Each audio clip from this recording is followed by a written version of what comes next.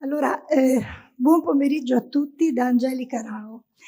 Prima di introdurre le tematiche che affronteremo oggi, desidero ringraziare Luigia Passaro che ha portato alla mia attenzione l'incanto di questo luogo, come avete visto arrivando, nella splendida cornice paesaggistica e architettonica della tenuta storica di Peraga.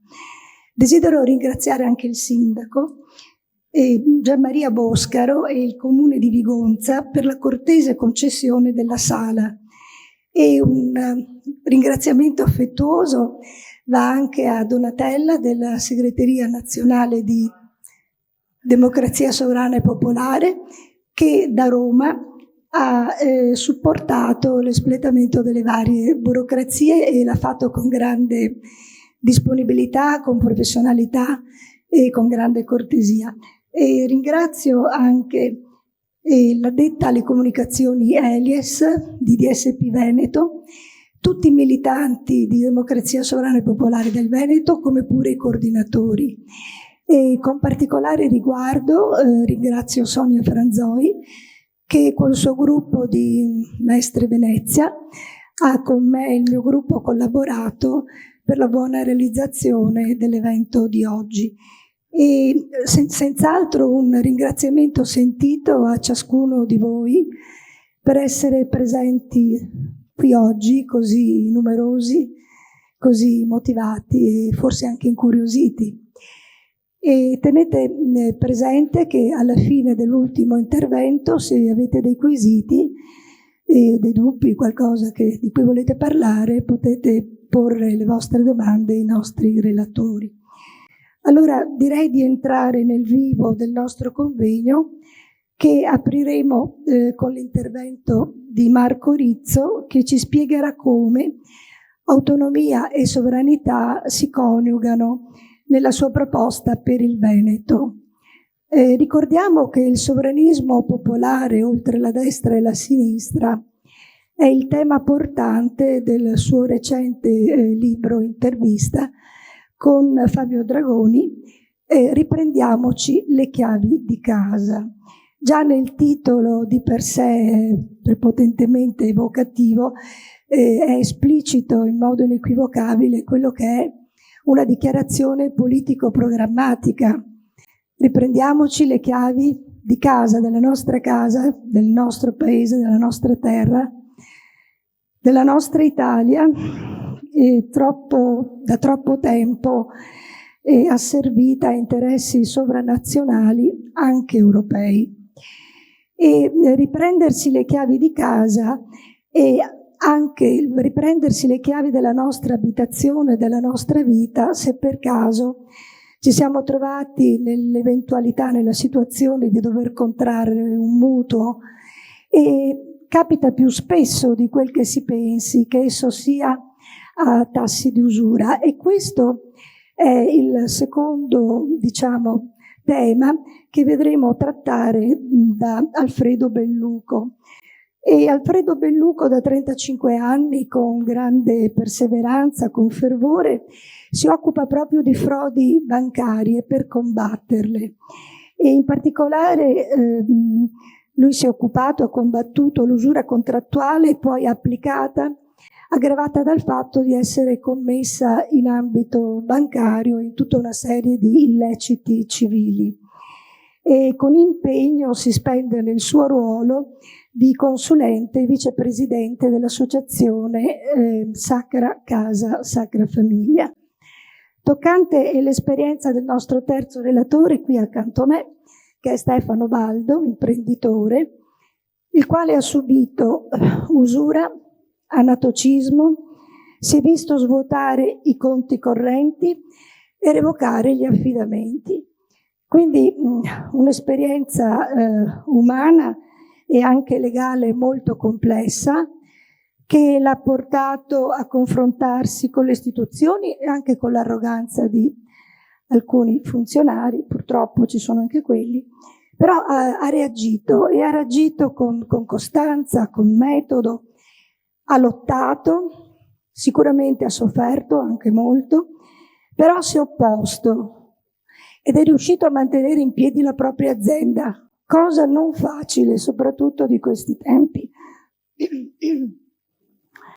E da qualche tempo si impegna con Belluco in un progetto di divulgazione che lo porta a fare proprio formazione con le persone che incontra. E sia Belluco che Baldo fanno il possibile per trasmettere attraverso anche le loro vicende, i loro saperi, ma la cosa molto importante è che suggeriscono delle strategie. A proposito di banche, Francesco Toscano, fra le altre cose, si aggiornerà della vicenda assurda della chiusura di Visione TV, una testata giornalistica indipendente che si avvale della professionalità di giornalisti che con oggettività, con zelo, con scrupolo forniscono un servizio di informazione di altissimo livello. Eppure il conto di questa emittente viene chiuso. È chiaro che questa è un'operazione vergognosa di censura politica ed è una delle modalità attraverso le quali il potere punta a inibire le voci non assimilate e non assimilabili al coro unilaterale del mainstream a sistema. E la censura, abbiamo capito, come opera, discredita, delegittima, demonizza, imbavaglia e incide sulle risorse economiche, con un unico obiettivo che è quello di indurre alla resa e comprimere, se non addirittura anche sopprimere, le libertà di informazione, anche quella di esistere a questo punto.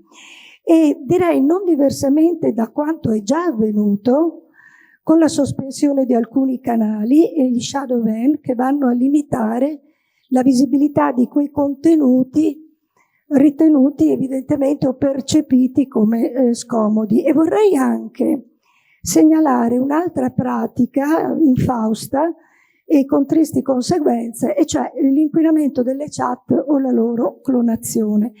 Dobbiamo riflettere su questi atti gravissimi, lesivi delle nostre libertà personali, prima che sia troppo tardi.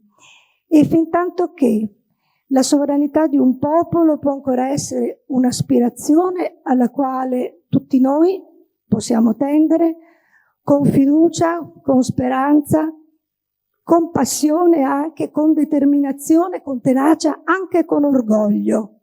È la nostra terra, è la terra in cui viviamo, che ci ha dato i natali, è la terra dei nostri padri, è la terra per la quale i nostri nonni, i nostri bisnonni hanno combattuto e hanno sacrificato le loro vite. Ricordiamolo, è accaduto nella Prima Guerra Mondiale, nella Seconda, nella lotta partigiana contro il nazifascismo, e ciò per consegnarci quelle chiavi di casa, di quella casa, che abbiamo il dovere di tutelare e che oggi le lobbies liberal globaliste dell'Unione Europea puntano a sottrarci. Concludo, lasciamoci con una promessa, con questa promessa con voi, di mantenere viva sì la memoria storica del nostro passato, ma anche di avere contezza delle sfide del presente, complesso, molto incerto purtroppo, e in cui le elite europee, nella loro continua erosione di sovranità, complice il globalismo finanziario, spingono a un riarmo e a una guerra folle che certamente la gente comune non vuole e a cui tutte le persone sensate giustamente si oppongono. Quindi cerchiamo di essere partecipi, ma anche vigili rispetto alla realtà di cui noi tutti facciamo parte. Io ora passerei la parola a Marco Rizzo con un quesito. Allora, in questo momento storico che conosciamo e abbiamo delineato, e nella realtà del Veneto, il Veneto è una regione molto ampia, ma anche variegata, diversa tra una provincia e l'altra, diversità territoriali, ed anche una regione popolosa, fatta di gente che lavora e che ama lavorare, anche creativa, però è anche una regione in cui è evidente lo stato di sofferenza delle piccole imprese, e in Veneto ne abbiamo tantissime. E allora, in tutto questo contesto, qual è la proposta di Marco Rizzo? Grazie.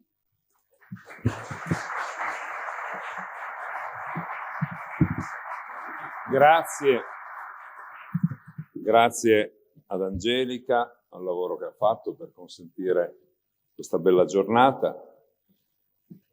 Stiamo vivendo un periodo che è un po' un tornante della storia. Non avete merito, non avete colpa, ma di questo stiamo parlando.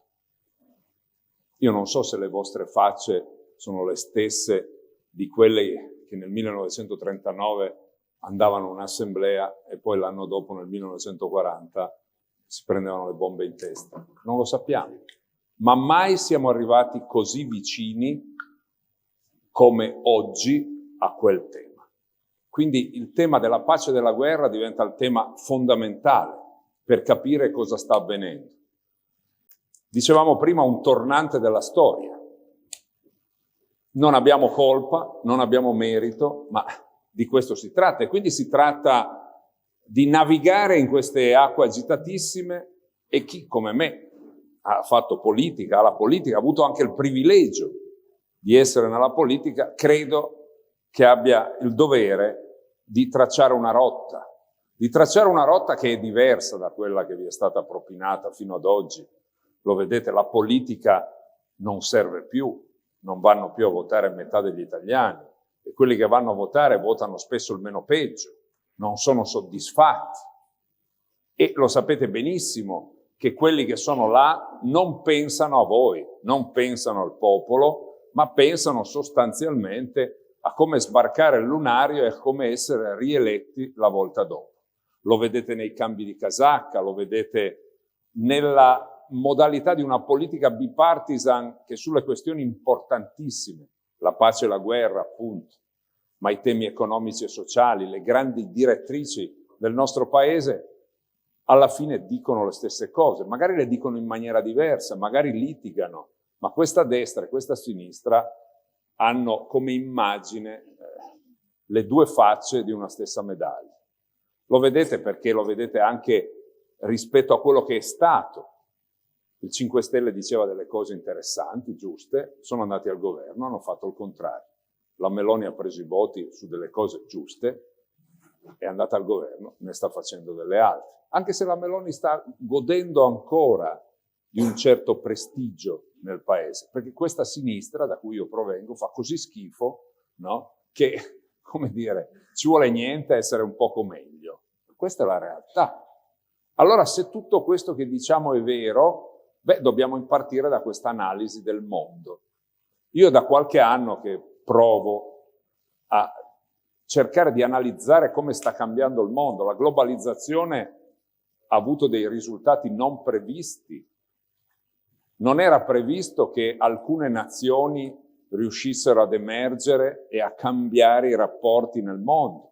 Il mondo multipolare è il frutto della globalizzazione, ma come si dice, il diavolo fa le pentole ma non i coperchi. E quindi la globalizzazione ha fatto sì che paesi come l'India, la Cina, che hanno la metà quasi della popolazione del mondo, siano oggi macchine da guerra dal punto di vista della produzione economica. E l'Europa, che era, diciamo, il fulcro del mondo, no? Sia ridotta a un qualcosa di molto laterale. Ma non era scritto che doveva essere così. Non era proprio scritto. E quindi noi ci siamo resi conto che, ad esempio, nel nostro paese il ceto medio, che immagino qua nel Veneto, guardando le vostre facce, sia ben rappresentato qua oggi, è precipitato verso il basso. Piccole e medie imprese, artigiani, commercianti, partite IVA, precipitano. E precipitano senza paracadute. Non esiste un elemento sociale di salvaguardia di una classe media che è l'impianto principale, no, della piccola e media impresa che dà lavoro a 8 milioni di italiani, è il nerbo del tessuto produttivo del nostro paese. E allora, se tutte queste cose sono vere, voi vedete che da un'analisi cominciamo a costruire qual è l'ipotesi della nuova teoria politica. La nuova teoria politica vede il mondo multipolare e non più il mondo euroatlantico a conduzione americana, anche perché gli Stati Uniti stessi hanno cambiato radicalmente quello che è la proposta politica per l'America, ma più che tutto per il mondo. E sta cambiando, dicevo, rapidamente. Voi avreste mai pensato che si arrivava a una disarticolazione del blocco occidentale da parte degli Stati Uniti? Sta avvenendo sotto gli occhi di tutti. La guerra con l'Ucraina tra gli Stati Uniti e la Russia è stata definita così non da Marco Rizzo, da Francesco Toscano o da qualcun altro, è stata definita così dal ministro degli esteri americano, Rubio, che ha detto la guerra tra Russia e Ucraina in realtà è la guerra tra gli Stati Uniti e la Russia per interposta persona, nella povera Ucraina. Questo sta accadendo. Allora, se tutte queste cose che stiamo dicendo sono vere, è chiaro che noi dobbiamo agire concretamente, dobbiamo essere protagonisti. Pensate, mentre Trump e Putin fanno la pace, e pare che stiano facendo davvero la pace, questa vecchia Europa vuole la guerra. È un controsenso. Ma siete sicuri di capire qual è la vera motivazione per cui vogliono la guerra? Ci raccontano l'Ucraina, la democrazia. Non è così, perché hanno un concetto di democrazia molto diverso da quello che dovrebbe essere la realtà. In Romania ha vinto le elezioni una persona sgradita, hanno azzerato le elezioni, arrestato il tizio e non l'hanno fatto neanche più candidare. E la democrazia solo se vincono loro. Se vincono loro, va bene. Francesco Toscano ha una piccola televisione, ma importante dal punto di vista della controinformazione, delle cose che realmente accadono. E l'unica, attenzione, anche il famoso mondo del dissenso, tante televisioni, l'unico a cui hanno tagliato i conti è Francesco Toscano.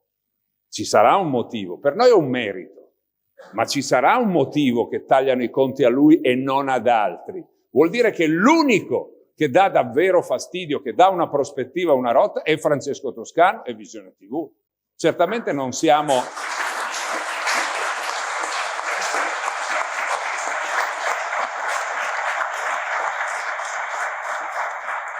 Questo applauso lo faccio finire perché non era per me, era per Francesco. E quindi se capiamo questo, no? Capiamo come sta andando anche la battaglia politica che dobbiamo mettere in campo. Una battaglia politica aspra, ma noi abbiamo una rotta. Angelica prima diceva, abbiamo scritto un libretto che ho visto lì, blu, Le ragioni di una scelta con Francesco. Ho scritto adesso io un libro, Riprendiamoci le chiavi di casa con Dragoni.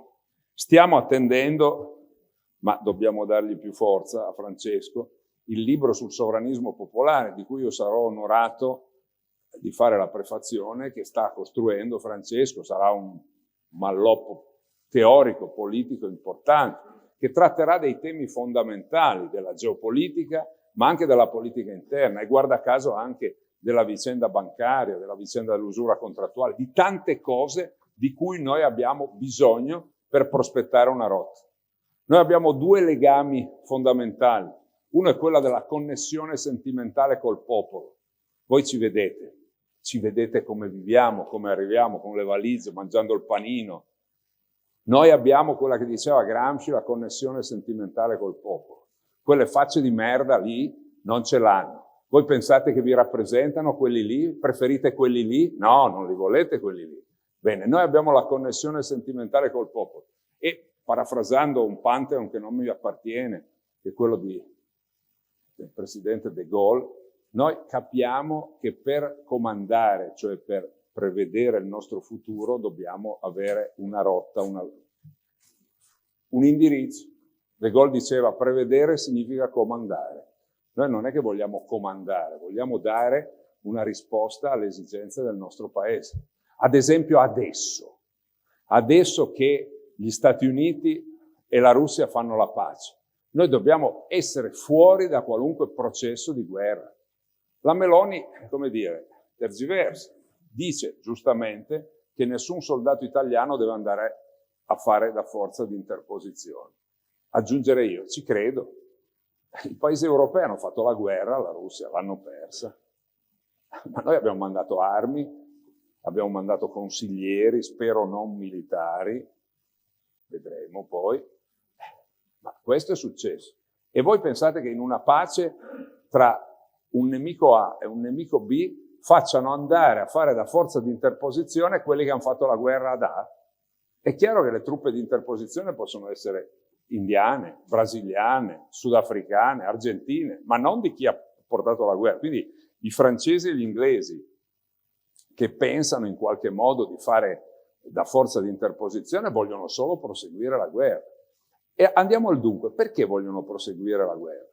Vogliono proseguire la guerra per salvare le loro poltrone. Questo è il motivo fondamentale, non è la democrazia, non è nulla, perché uno come Macron ha il consenso di un francese su 10, ha preso il 20% nelle recenti elezioni, perché il 20% con la gente che vota a metà sono 1 su 10. E pensate che la von der Leyen gode del prestigio. Poi ci sono personaggi come la Christine Lagarde della Banca Centrale Europea o la donna che dirige il Fondo Monetario Internazionale, quelli non li ha votati neanche nessuno. Questi non hanno alcun rispetto del popolo e ci vogliono trascinare in una guerra come ci hanno trascinato nella vicenda dei vaccini. Ma i vaccini sono costati all'Unione Europea 72 miliardi di euro. Questo piano di riarmo costa 10 volte di più, 800 miliardi. E quando i vostri amici, i vostri conoscenti, voi stessi, non ve lo auguro, siete in lista d'attesa per avere una prestazione sanitaria, avrete in coda un carro armato davanti a voi, lo capite? Perché quei soldi vengono tolti da lì e quei poveri pensionati che quelli della CGIL, vergogna, hanno portato in quella piazza della guerra a Roma, sono quelli che pagheranno, perché pagheranno prima di tutto sulle pensioni, pagheranno prima di tutto sulla salute e li hanno portati con un pacchettino di panini fino a Roma. Vergogna. E la televisione a rete unificate. Guardate che il comando ce l'hanno ancora in mano loro. Se voi vedete la televisione è tutta contro gli Stati Uniti. Hanno leccato il culo agli americani fino a ieri. Adesso che c'è Trump non gli va più bene. Hanno leccato il culo agli industriali miliardari della comunicazione, della farmaceutica, delle banche, fino a ieri. Adesso Musk non gli va bene, solo perché è passato dall'altra parte. Ma Trump ha terremotato non solo i democratici, ma anche i repubblicani. È una cosa nuova quella che sta arrivando. Poi possiamo non essere d'accordo, io non sono d'accordo sulla politica sulla Palestina, diciamo, apertamente. Non siamo d'accordo forse sulla politica interna americana, ma noi non siamo americani. Ma se Trump fa la pace e disarticola tutto questo mondo vergognoso che è una collusione tra multinazionali, banche, finanza, editoria, farmaceutica, tutto assieme. Quello che Eisenhower diceva, il blocco militare industriale che aveva in mano la democrazia americana dopo la sua uscita dal Presidente della Repubblica. Oggi ci aggiungiamo le armi e le industrie farmaceutiche e abbiamo tutto. Quindi quello è il nemico da disarticolare. E oggi la televisione in Italia, il mainstream, i giornali, sono tutti contro Trump, non vedete? Ci sono solo trasmissioni che parlano male. Addirittura sono venuti, c'è quella tizia lì, la Maggioni, che fa la trasmissione al posto dell'Annunziata, si sta scaldando il posto da eurodeputato per il PD quando finisce. Quella lì parla contro gli Stati Uniti ed è venuta a tirar fuori una cosa anche interessante. Dice, ma gli Stati Uniti fanno così schifo, traduco, no? Che hanno fatto pagare i prestiti di guerra alla Gran Bretagna fino al 2006. È una cosa che io non conoscevo. Lei ha detto che neanche noi la conoscevamo. Bene, e perché non l'hanno detto nel 2007? Lo dicono adesso? Perché c'è Trump. Lo capite? C'è questo tentativo di bloccare. Io ho il terrore, non escludo che possano fare anche una falsa bandiera, tirare dei missili in qualche grande capitale per far ricadere la colpa ai russi e rimettere in campo l'America come obbligo per fare la guerra mondiale. Ma moriamo tutti, lo capite? Moriamo tutti. Ed è chiaro che questo piano di riarmo non è un piano di riarmo atomico, no? È un piano di riarmo convenzionale, ma i russi hanno 6.000 bombe atomiche. Cosa vogliono fare? Ma poi pensate che i russi vogliono invadere l'Europa? C'è qualcuno che pensa di fare questo? Non è così, no? La Russia è 3 continenti messi assieme, 11 fusi orari, hanno tutta l'energia che vogliono venderci il gas a basso costo e vogliono essere sicuri che non gli smembriamo il loro paese, questo vogliono. E invece tutta l'offensiva che è stata fatta dalla caduta dell'Unione Sovietica e del blocco socialista è stata quella di avvicinarsi sempre di più. Fate l'inverso, provate a mettere in Messico i missili russi. Gli Stati Uniti radono il suolo al Messico. Quando Khrushchev, sbagliando, portò i missili a Cuba, Kennedy disse c'è la guerra mondiale e Khrushchev dovette tornare indietro con i suoi missili e poi l'hanno mandato a casa, giustamente. E quindi di questo stiamo parlando. Allora, se tutto questo è vero, la caduta del potere di acquisto del popolo italiano, il potere delle multinazionali, il rischio della guerra, noi dobbiamo entrare in campo. Come? La vicenda dei conti di Francesco Toscano la dice lunga. Noi dobbiamo sfondare queste cose, dobbiamo poterle dire al popolo italiano. È facile, è difficile. Noi stiamo facendo i salti mortali. Qualcuno mi ha criticato. Mi ha detto, Maurizio, lei ha fatto delle cose anche... Facciamo una prova. Chi di voi qua ha visto la scenetta noi queste bombe non le vogliamo e c'era quella con le tettone? Chi l'ha visto qua? Tutti lo sapevano. Chi sapeva dell'esistenza di questo libro? Alzate la mano. Molti meno, ve ne rendete conto. Perché? Facciamo questo per questo motivo, per cercare di arrivare a mandare quel messaggio lì, che poteva essere anche volgare, ammetto, è arrivato a 26 milioni di persone. E dentro c'era no alla guerra, sì alla pace. E cominciamo a sfondare oltre. Voi vedete le trasmissioni della 7, c'è quella lì dove ci sono quei due pseudocomici, no? Hanno parlato 2 minuti e 56 contro Marco Rizzo. A parte che a me mi fanno solo godere. Ma perché? Perché diamo fastidio. Ve ne rendete conto? Francesco Toscano è un intellettuale di altissimo valore. Lo scartano sempre. È andato a fare un'iniziativa col generale Vannacci, la Rai 2, piuttosto che dire che c'era lui, ha detto che c'ero io. Ha portato il mio corpo, lui, lì. Delle robe da pazzi, perché devono far vedere che uno è quella roba là, quindi una roba che non vale, perché io sono stato il segretario del Partito Comunista, non posso essere, no? E quindi se possono, però adesso hanno un po' di difficoltà, perché le cose che dicono piacciono a tutti, piace a destra, a sinistra, al centro. La destra e la sinistra, ripeto, non esistono più. Quelli che vi fanno scontrare tra destra e sinistra lo fanno per avere il controllo del popolo italiano, lo hanno fatto con la vicenda dei vaccini, no? Per dividerci, per spaventarci, hanno bisogno dell'emergenza sempre.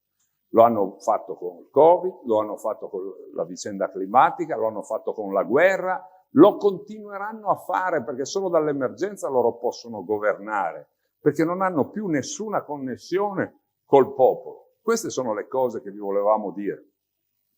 Come fare? Vedo che ci guardate con affetto, fa piacere, ma non conosciamo neanche i vostri nomi. Io ho l'elenco, no? Prima fuori mi ha salutato uno, ah, sei Sandro? No, non sapevamo non ci conosciamo ancora. Quindi dobbiamo, e in questa modalità arrivano tutti. Qua ci sarà qualcuno dei servizi segreti italiani e stranieri, lo salutiamo, perché vengono a sentirci, ci ascoltano nei telefoni, lo fanno, perché siamo, come dire, sotto l'attenzione. E se le cose andranno bene ce ne combineranno di tutti i colori. Noi non abbiamo paura, noi andiamo avanti, io ho 65 anni, mia moglie mi ammazza. Sono stato ieri a Trento a presentare la lista, poi siamo andati ad Asiago, poi insomma è tutto. Sabato saremo a Milano, quanti di voi vengono a Milano? Alzate la mano, tanti dobbiamo essere, dobbiamo fare un botto a Milano. Anche lì, pace contro la guerra, pace e sovranità, nessuna bandiera. Questa bandiera non la vedete, nessuno si osa portare la bandiera di democrazia sovrana popolare, solo la bandiera italiana. Perché vogliamo dire che quella nostra bandiera italiana è la bandiera della pace, non quell'arcobaleno lì che ne fanno di tutti i colori. È un'altra cosa. Questa è la nostra bandiera, la bandiera della pace e la bandiera italiana. Allora, non è facile costruire. Noi abbiamo una teoria, la sviluppiamo nei nostri libri, abbiamo una leadership, possiamo dirlo. Io dicevo, sono 65 anni, ma Francesco Toscano ha 45 anni. Portati male, dice lui, non è vero, c'è tutte le ragazze che ti guardano, no? Però abbiamo bisogno di un gruppo dirigente nel territorio, dovete costruire e dobbiamo fare certamente anche attenzione. Qua, grazie ad Angelica, oggi siamo riusciti a fare questo. Noi abbiamo oggi, no, una... Perfetto, Sonia. La nostra capa nel nord-est è la Caproni. Tutto quello che fa la Caproni c'è Marco Rizzo e Francesco Toscano dietro, chiaro? Perché voi dovete saperlo. Se non lo sapete, dovete saperlo. Insomma, noi abbiamo bisogno di voi. E io vorrei concludere questo nostro intervento, prima poi di lasciare la parola a Belluco e a Baldo, che sono due che raccontano la realtà del Veneto, ma anche la realtà di tutta la vicenda dell'usura contrattuale. La vicenda delle banche è la fine del ceto medio, è la fine dei commercianti, degli artigiani. E noi qua in Veneto lo diciamo chiaramente. Se ci saranno le elezioni, sono lì che decidono se sono adesso, se sono dopo, tutti i giochi di potere. E la Lega lo diciamo. La Lega ultimamente dice delle cose giuste sulla guerra, vero? Peccato che fino all'altro giorno ha votato 11 pacchetti di armi. Sapete, anche adesso la Meloni è andata là, no? E la Lega ha detto niente sanzioni, ma le sanzioni ci sono ancora. Si tratterà di vedere quando Trump e Putin si mettono d'accordo e le sanzioni non ci sono più, il governo italiano cosa fa? Da che parte sta? Senza le sanzioni l'Italia avrebbe energia a basso costo. Guardate, l'energia per le piccole e medie imprese, ma anche per i cittadini, vale 10 volte i dazi. Cioè se gli americani facessero i dazi, ma ci tornasse indietro l'energia russa a basso costo, noi ci guadagniamo 9 volte di più, chiaro? Quindi è inutile che ci raccontano delle balle questi economisti finti. Questa è la nostra linea e quindi noi vogliamo cercare di costruire assieme a voi un tessuto. Ognuno di voi ha la responsabilità, dovete darci una mano. Adesso qua si voterà, noi poi portiamo questo simbolo, non lo conosce nessuno. Democrazia Sovrana Popolare a Trento conoscono Marco Rizzo, Francesco Toscano. Adesso si voterà a Genova, se conoscete gente a Genova, a Trento, diteli di votare sta roba, perché chiaramente ci omettono, non dicono che ci siamo noi. Lo fanno apposta, no? Perché poi quando vai in televisione c'hai Calenda che sta tutti i giorni lì seduto sul vasino, no? E che ti dice, ma lei ha preso lo zero, piacere. Noi abbiamo fatto la manifestazione a Roma l'altra settimana, c'erano 5.000 persone, abbiamo speso 900 euro. Quelli là erano 30.000, hanno speso 350.000 euro di soldi vostri perché li ha pagati il Comune di Roma. È chiaro? Una vergogna. Allora, se tutto questo che ho detto è vero, finiamo dicendo che la nostra forza siete voi. Adesso se c'è qualcuno che registra, spenga, perché voi dovete avere il rapporto diretto con voi, con noi. Dire bene, è l'unico modo per farvi capire davvero che vogliamo costruire assieme a voi. Poi fate qualche paragone, andate in giro a vedere se gli altri leader di partito vi danno il loro numero. Chiedetelo a Salvini, alla Meloni, a Renzi, a Calenda, alla Schlein, vabbè, quello lì, non so neanche se c'ha il telefono, va bene? Perché è vero, la nostra forza siete voi. Buon lavoro.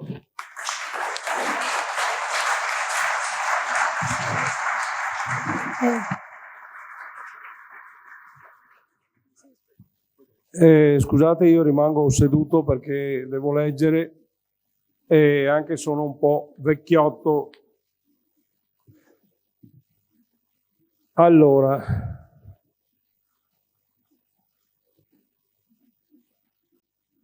tutti gli italiani devono sapere che non viviamo in una democrazia.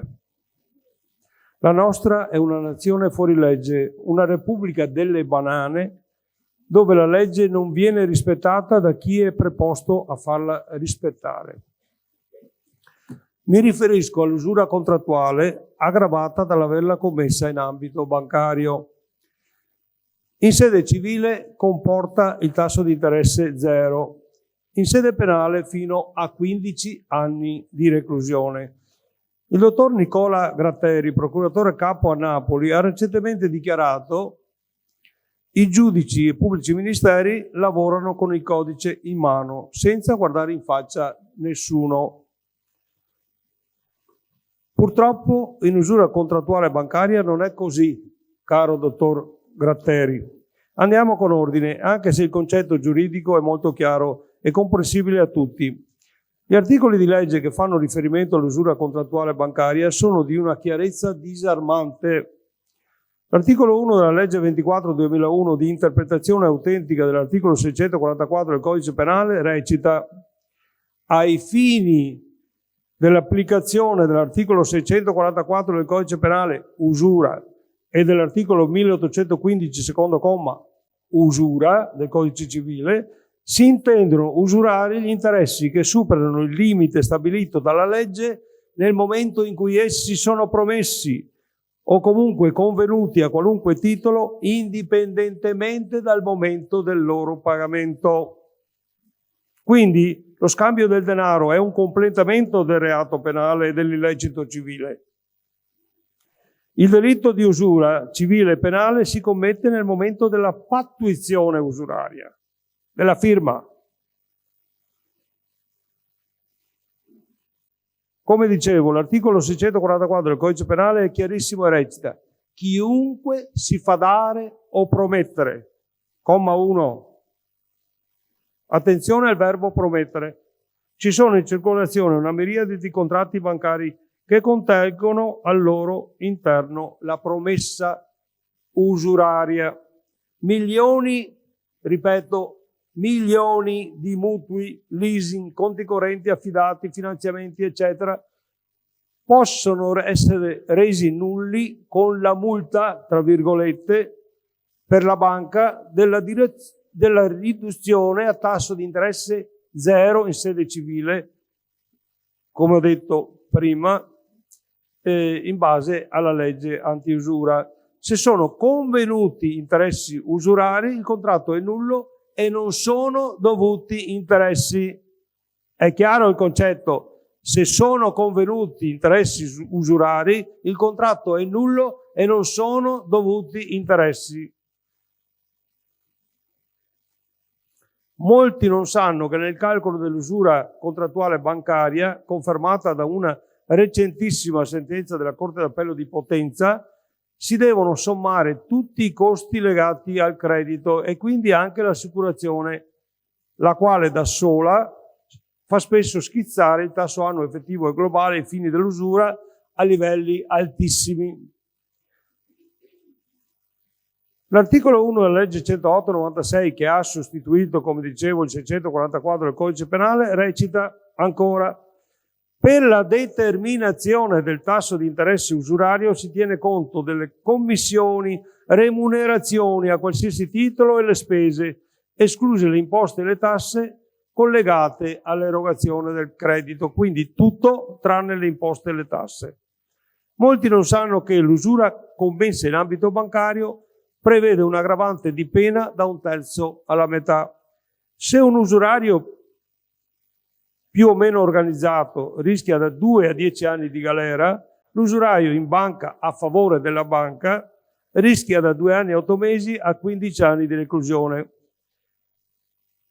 Anche fuori dall'ambito dell'usura contrattuale in banca, i pubblici ministeri non ne azzeccano una. Il caso più eclatante è quello di 2 usurai trevigiani, fai da te, che avevano prestato ad un imprenditore padovano in difficoltà 185.000 euro. Abbiamo istruito questo imprenditore a farsi firmare un contratto dove venivano cadenzate le rate da oltre 21.000 euro mensili per un totale di 255.000 euro in un anno, quindi con interessi altissimi, 70.000 euro in più praticamente in un anno. Non serviva a fare la perizia. Il pubblico ministero competente per territorio, il quale evidentemente non conosceva l'articolo 644 del Codice Penale e l'articolo 1 della legge 24/2001, ha detto al suo avvocato che non poteva intervenire se prima non avesse restituito il capitale prestato. Una follia giuridica bella e buona. non conosceva il codice penale, un pubblico ministero dello Stato italiano che non conosceva il codice penale. Come prevede l'articolo 1 della legge 24/2001, il gravissimo reato si commette, come detto, nel momento della pattuizione usuraria. Abbiamo fatto uscire questi due usurai da quella provincia e sono stati arrestati dai carabinieri in flagranza di reato. Con il rito abbreviato sono stati condannati a 3 anni e 2 mesi di reclusione. Inoltre i giudici e i loro consulenti tecnici fanno riferimento alle circolari della Banca d'Italia che prevedono che alcune voci di spesa non vengano calcolate e così anche gli interessi di mora. Questo illegale e illecito comportamento da parte di chi istituzionalmente dovrebbe prevenire e reprimere un fenomeno criminale qual è l'usura contrattuale e applicata ha determinato un notevole abbassamento del calcolo dell'usura, con danni economici enormi e la perdita di milioni di abitazioni e immobili industriali e commerciali. Non è possibile che in sede civile sia stato riconosciuto il superamento successivo alla firma del contratto del tasso soglia massimo previsto dalla legge, anche considerando l'illegale formula della Banca d'Italia in decine di migliaia di casi, ma in sede penale nessun banchiere o bancario ha fatto un minuto di galera. Il caso di Stefano Baldo è eclatante e poi ne parlerà lui stesso. Dirò in anticipo che con il calcolo matematico avrebbe dovuto ricevere indietro con sentenza circa 150.000 euro. Con le illegali circolari della Banca d'Italia ha ricevuto solo circa 50.000 euro. Inoltre il numero 1 della Procura della Repubblica di Padova ha scritto testualmente sul suo caso che il calcolo dell'usura in sede civile è differente da quello in sede penale. Ci rendiamo conto del livello di schizofrenia giuridica che è stato raggiunto? In moltissime sentenze e consulenze si fa riferimento all'usura di lieve entità. Non esiste l'usura di lieve entità. L'articolo 644 del Codice Penale è chiarissimo. Superati i limiti di legge, gli interessi sono sempre usurari. La parola sempre toglie ogni dubbio. L'usura di lieve entità è illegale. Non è possibile e tollerabile che a distanza di decine di anni dall'entrata in vigore delle leggi antiusura 108, 96 e 24 2001 sono pochissime le sentenze per usura contrattuale in banca. A Padova, Bergamo, Marsala, la Corte d'Appello di Venezia e di Potenza e recentemente, parliamo quasi 24 anni dopo, della Suprema Corte di Cassazione, tutte concordi nell'azzerare il tasso di interesse come sanzione civile. La sentenza della Cassazione è molto importante in quanto afferma che la cosiddetta clausola di salvaguardia non può vanificare la legge antiusura contrattuale. Mi spiego meglio. Quasi tutti i contratti di mutuo, leasing, eccetera, contengono una clausola che dichiara più o meno così: questo contratto non potrà superare i limiti tempo per tempo stabiliti dalla legge antiusura e successive modificazioni. Questa rivoluzionaria sentenza dell'ottobre 2024 ha dichiarato che queste clausole sono nulle in quanto vanno a vanificare l'articolo 1 della legge 24/2001 che dichiara, come dicevo prima, che l'illecito civile e penale si commette nel momento della pattuizione, ovvero della firma. Lo sottolineo più volte perché molti pensano che non sia così, ma è così. Da notare che l'imprenditore padovano, poi fallito, aveva perso la causa contro Unicredit Leasing al Tribunale e alla Corte d'Appello di Milano. Non so se sono chiaro. Aveva perso in primo grado, aveva perso in secondo grado e ha vinto in Cassazione. Cosa significa? Vuol dire che moltissimi giudici non applicano la legge. Constatato che i 10.000 giudici italiani decidono in maniera differente anche all'interno dello stesso tribunale e l'usura contrattuale e poi applicata è un calcolo matematico, propongo che le controversie di questa materia vengano trattate da un supercomputer collegato in tutti i tribunali. Non è possibile che ci siano solo pochissimi giudici, meno di 10, quindi 1 su 1000, che applicano la legge sull'usura contrattuale. È giunta l'ora di arrestare, processare e condannare i giudici e PM che non rispettano le leggi. È giunta l'ora. Devono rispettare la legge. Se non rispettano la legge i giudici, chi è che la deve rispettare? Dobbiamo esaminare tutti i contratti bancari. Tutti gli italiani devono sapere che in certi periodi il tasso soglia di usura massimo previsto dalla legge per i mutui era meno del 4%, quindi facilmente superabile. Si possono salvare una miriade di abitazioni e immobili industriali e commerciali e quindi famiglie e imprese, solo esaminando e contestando il contratto. La terza banca italiana, ovvero la Banca Popolare di Milano, Banca Popolare di Verona, Banco BPM, come affermano molti consulenti tecnici delle associazioni dei consumatori e imprenditori, ha fatto esorbitare il tasso soglia massimo previsto dalla legge antiusura praticamente in tutti i contratti di finanziamento e mutuo. Stiamo parlando di una banca che ha 5 milioni e mezzo di clienti, 25.000 dipendenti e 2.200 filiali. Ciò significa che deve restituire tutti gli interessi ricevuti e azzerare quelli che deve ricevere, oltre naturalmente gli aspetti penali. Mi avvio alla conclusione. Non dimentichiamo che il Veneto ha pagato un altissimo prezzo in termini di suicidi per motivi economici, anche per le note vicende legate al fallimento di Veneto Banca e Popolare di Vicenza, regalate a €1 l'una a Banca Intesa San Paolo. Un suicidio su 4 avviene nella nostra regione. Ma il gesto estremo è solo una punta di iceberg di un malessere economico diffuso composto da malattie, infarti, ictus, ipertensioni e depressioni che sono in costante aumento. Il governo Berlusconi, Meloni, Bossi, La Russa, Tremonti, Brunetta, eccetera, ha innalzato di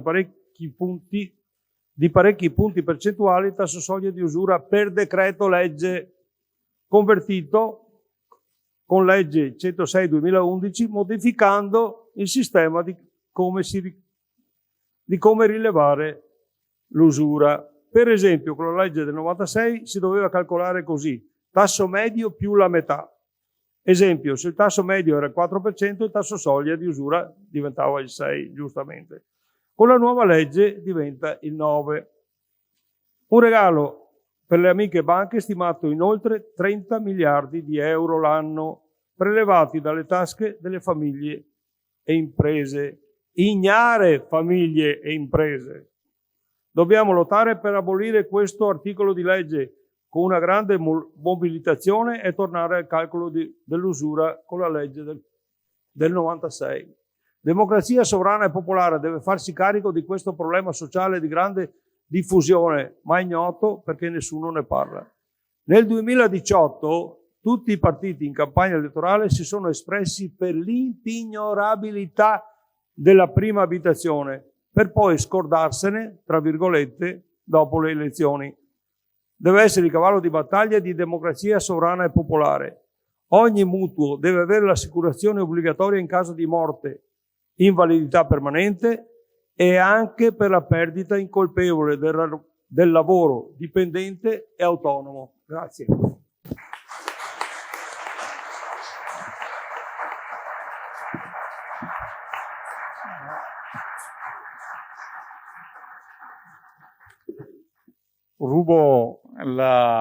Dopo i tecnicismi di Alfredo, rubo io il microfono. Allora, io sono Stefano Baldo, io sono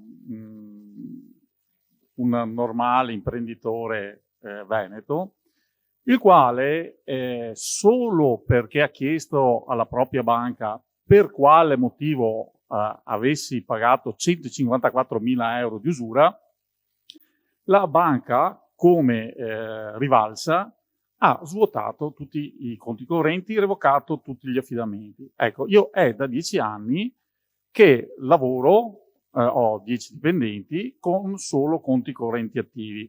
Allora, per fortuna ho trovato una banca che, nonostante la mia segnalazione alla centrale rischi, perché io ho causa ancora in corso con questa banca, perché in primo grado nel 2018 mi è stata riscontrata usura per 14 anni consecutivi, 55 trimestri. In Corte d'Appello è stata confermata il fatto dell'usura, dell'usura. Adesso sono in Cassazione. Siamo alla soglia di 10 anni che devo lavorare con conti correnti attivi.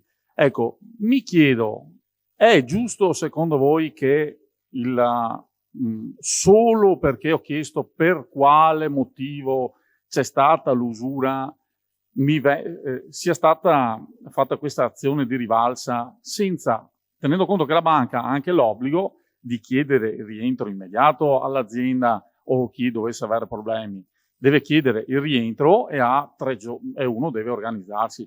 Ma per evitare, siccome articolo quinto, chi Gaskei ha vinto, qua sappiamo nel Veneto che i soldi ce l'hanno la banca, e lasciandoli in deposito a loro sei rovinato, perché lo stesso per la moneta digitale, per i pagamenti, quelli con i bancomat e roba, basta un click, sei rovinato. Nel caso mio hanno fatto così. Cioè, io mi chiedo com'è possibile il fatto che il Tribunale Civile abbia mandato alla Procura di Padova la documentazione dove è attestata l'usura fatta per 55 trimestri, la Procura di Padova per prima cosa abbia occultato la documentazione mandandola in un fascicolo non a nome mio. Quindi hanno fatto un fascicolo falso per evitare di essere avvisato in caso di archiviazione. Poi, solo dopo ripetute insistenze e quant'altro, la cosa, perché ho denunciato anche il sostituto procuratore che ha fatto queste cose, è andato in mano, perché l'ho fatta la denuncia tramite la DIA, quelli dell'antimafia, perché l'unica maniera per far entrare i documenti in maniera corretta bisogna dare evidenza. Quindi purtroppo siamo troppo pochi che denunciamo queste cose quando ci sono. E quindi cosa succede? Questi li cestinano. Perché il sistema anche della giustizia, cosa succede? Prima archiviano, più carriera fanno, a scapito delle povere persone. Alfredo ha combattuto una guerra lunga 7 anni per il fatto che ha cercato di dare una mano a un imprenditore per il discorso dell'avvenuta evento di usura. Con lui altre 4 persone sono state, più lui 5, sono state indagate per violenza privata e diffamazione.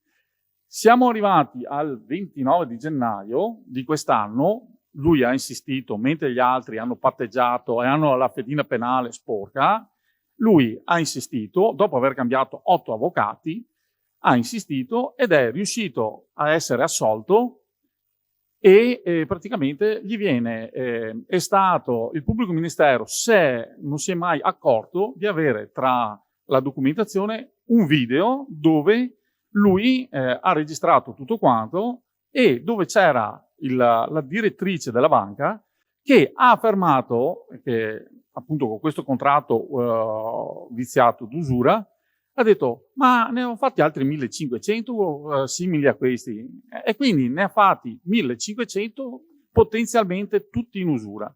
Ecco, penso che se vogliamo sopravvivere un po' tutti, dato che da 1,5 milioni di persone che avevano difficoltà economiche, adesso siamo in 6 milioni che abbiamo problemi economici, per colpa sicuramente delle banche che stanno oltretutto chiudendo le filiali in maniera che la gente non possa più neanche andare a lamentarsi. E quindi vi invito a non tacere su questo tema, perché ne approfittano perché siamo troppo buoni e tacciamo sempre.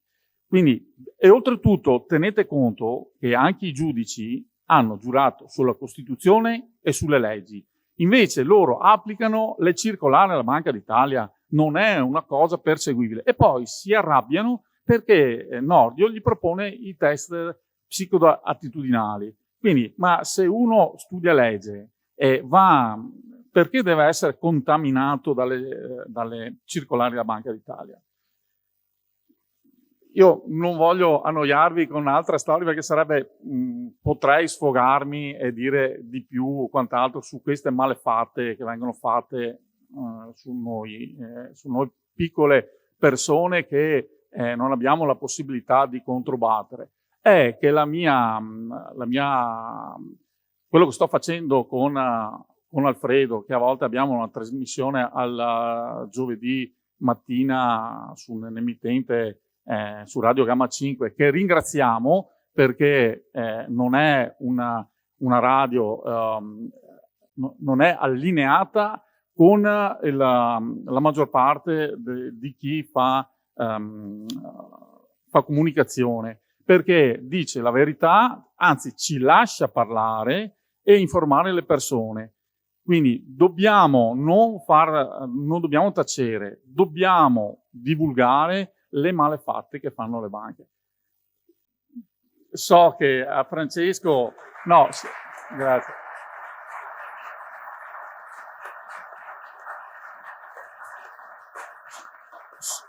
So che Francesco sta subendo anche lui un torto, perché pur di far tacere l'informazione non allineata, siccome la maggior parte delle informazioni delle testate giornalistiche sono finanziate, sono di proprietà delle banche, vogliono bloccare anche lui. E quindi l'unica maniera per bloccarlo è appunto fargli uno sgarro a livello economico. Quindi non volere nemmeno gestire i soldi dove tutti abbiamo l'obbligo, che vogliono obbligarci alla moneta elettronica, ai pagamenti tracciati e quant'altro. Però hanno la facoltà anche di non farti aprire il conto oppure di chiudertelo. Ma allora, se siamo obbligati, devono darci il conto corrente, e se non abbiamo necessità di finanziamenti e di quant'altro, devono darcelo per forza. Non esiste, ne dico solo un'altra cosa. Ho un dipendente che purtroppo ha problemi. Si sono rifiutati di cambiargli l'assegno, anche se è andato perché ha dei problemi, perché gli sono successi dei patatrac. Gli ho dato l'assegno perché non ha il conto corrente per andarlo a cambiare direttamente nella mia banca. Siccome la persona è segnalata, non l'hanno neanche voluto cambiare. Quindi dov'è che c'è la giustizia? Dov'è che c'è la tutela quando questi hanno il coltello dalla parte del manico? Bisogna che iniziamo, dato che loro i soldi noi glieli lasciamo là, loro per fare un mutuo devono avere la riserva decimale. Se a voi vi danno 100.000 euro di mutuo, devono avere una riserva decimale, quindi 10.000 euro in cassa. Quindi creano i soldi dal nulla. Allora, cosa gli costa lasciare anche solo girare i soldi di uno che ha problemi, che va a cambiarsi l'assegno? Invece sono dei vigliacchi, perché sanno che possono farlo e vanno puniti. Però dobbiamo denunciare queste cose, perché è una cosa di pericolo sociale. Perché di imprenditori qua di Padova, uno qua vicino era Giovanni Schiavò, che conoscevo, si è sparato un colpo in testa. Un altro era Maschio, che era il titolare che con il dialetto veneto ha aperto stabilimenti in tutto il mondo dove faceva i pezzi dei trattori, degli aratri e quant'altro. Ecco, anche lui si è sparato una fucilata in testa perché l'avevano bloccato, volevano costringere lui a stare seduto là in fare solo presenza e gli avevano tolto tutto. È che la le notizie non lo dicono, però chi lo sa cerca di dirlo, ma c'è la legge bavaglio che ci attacca, e quindi vi invito a divulgare questa problematica, perché appunto se no andiamo tutti a gambe all'aria, perché siamo in 6 milioni adesso che hanno problemi, diventeremo ancora di più, perché questi qua faranno di tutto per farci del male. Quindi passo...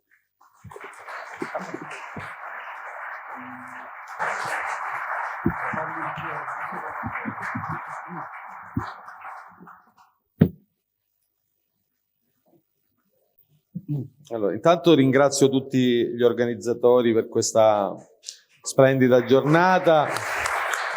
Ringrazio Sonia, Angelica, la nostra coordinatrice regionale Patrizia Caproni. Ringrazio tutti voi che siete qui oggi.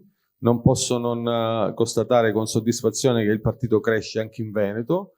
Evidentemente la nostra proposta comincia a fare breccia nel cuore di tanti cittadini che riconoscono adesso la bontà delle cose che noi oramai da anni spieghiamo e divulghiamo. Però la storia ha i suoi tempi. Il compito di un partito che è avanguardista non è quello di avere ragione subito, perché prendendo dei risultati elettorali importanti immediatamente si finisce con il dare continuità al sistema. Le grandi rivoluzioni, che sono prima culturali che politiche, devono sedimentare nella coscienza della gente. Noi non siamo il Movimento 5 Stelle, noi indichiamo una strada e lentamente riusciremo a fare comprendere a tanta gente che non ha ancora chiari i meccanismi che regolano questo mondo malamente globalizzato. Ebbene, riusciremo a portare questa gente dalla nostra parte. Io ho ascoltato con grande attenzione le relazioni del Bellucco e dell'imprenditore Baldo. Non mi stupisce ascoltare le loro sintesi. Proprio perché mi sono reso conto, ora io non intendo discutere, non è mai elegante parlare delle proprie questioni personali. Ringrazio gli amici che mi hanno voluto esprimere solidarietà per questa aggressione che ho subito da parte di Banca Intesa, tra l'altro imboccata da un giornale, l'Inchiesta, dove il marito della famigerata Pina Picerno, Pina Fantozzi, per il fatto di Travaglio, avevano anticipato, insomma Fillini poi scriverà nei prossimi mesi, avevano anticipato come se fosse, diciamo, una sorta di Nostradamus bancario, il colpo che Intesa San Paolo aveva in serbo per noi. Ma io penso che le cose siano persino peggiori di quello che noi possiamo immaginare. Domani ci sarà a Torino una udienza proprio per discutere di questa vicenda. Abbiamo provato a chiedere giustizia, ma più che per avere ragione, per provare a parlare alla coscienza, diciamo, di un magistrato che dubito, insomma, possa dare ragione a noi di fronte a Banca Intesa. Ma al di là del merito della questione, ecco, io non credo che in un sistema politico come quello che noi abbiamo oggi, in un sistema di potere governato secondo le regole che gestiscono il mondo occidentale, è mai possibile che chi ha ragione contro qualcuno che è più potente possa vedersi riconoscere la giustizia in aula. Per una ragione molto semplice, perché in un sistema dove esiste la divisione dei poteri, la giustizia, l'esercizio della giustizia è finalizzato al riequilibrio dei rapporti sostanziali di forza. A cosa serve un tribunale? Serve per consentire a chi non ha strumenti nella vita quotidiana di difendersi dai soprusi di chi è ricco, di chi fa paura, di chi ha molti mezzi. E la giustizia serve in teoria per riequilibrare su un piano formale dei rapporti che la società presenta come molto squilibrati. In teoria dovrebbe funzionare così. Nella realtà invece, specie negli ultimi anni, il potere giudiziario si è palesato quale braccio violento finalizzato alla tutela dei rapporti di forza politici ed economici.